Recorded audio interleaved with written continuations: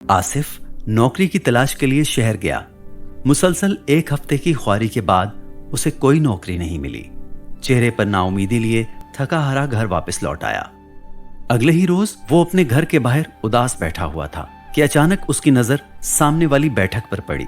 एक बारिश बुजुर्ग लकड़ी के तख्ते पर बैठे 2 लोगों से गुफ्तगू कर रहे थे। मोहल्ले में वो हाजी बाबा कहलाते थे। उनके 2 बेटे थे। दोनों शहर के मशहूर ताजिर थे।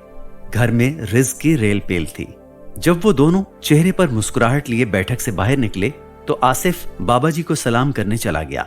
बाबा जी इंतहाई शफकत के साथ मिले। उन्होंने आसिफ से पूछा, बेटा बहुत दिन बाद नजर आए हो, कहीं गए हुए थे क्या? जवाब में आसिफ ने अपनी नौकरी ना मिलने की सारी कहानी कह सुनाई। बाबा जी कहने लगे, जब तक तुम्हें शहर में कोई और काम नहीं मिल जाता तुम मेरे बेटों की दुकान पर काम कर लिया करो। आसिफ ये सुनकर बहुत खुश हुआ। बाबा जी ने तो उसकी मुश्किलें हल कर दी थी। अब वो रोज बाबा जी के घर से पका हुआ खाना लेकर उनके बेटों की दुकान पर ले जाता। साथ साथ उनके छोटे मोटे काम भी कर देता जिसका उसे माकूल मुआवजा मिल जाता।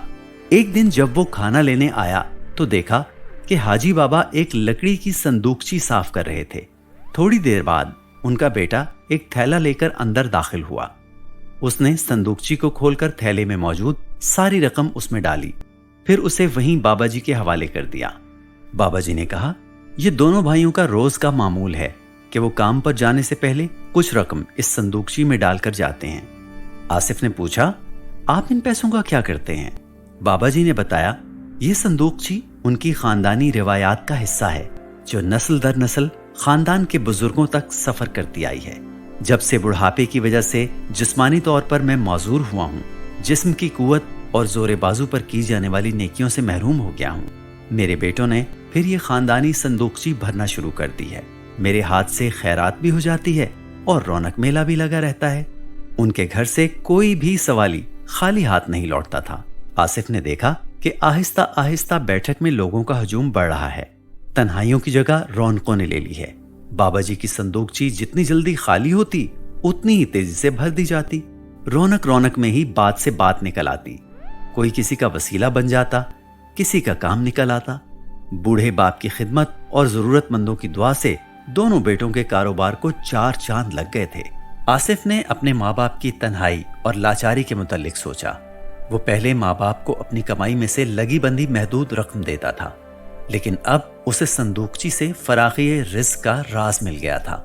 माँ बाप को खुश करके उनकी दुआ लेने से अल्लाह रिज़्क में बरकत डाल देता है।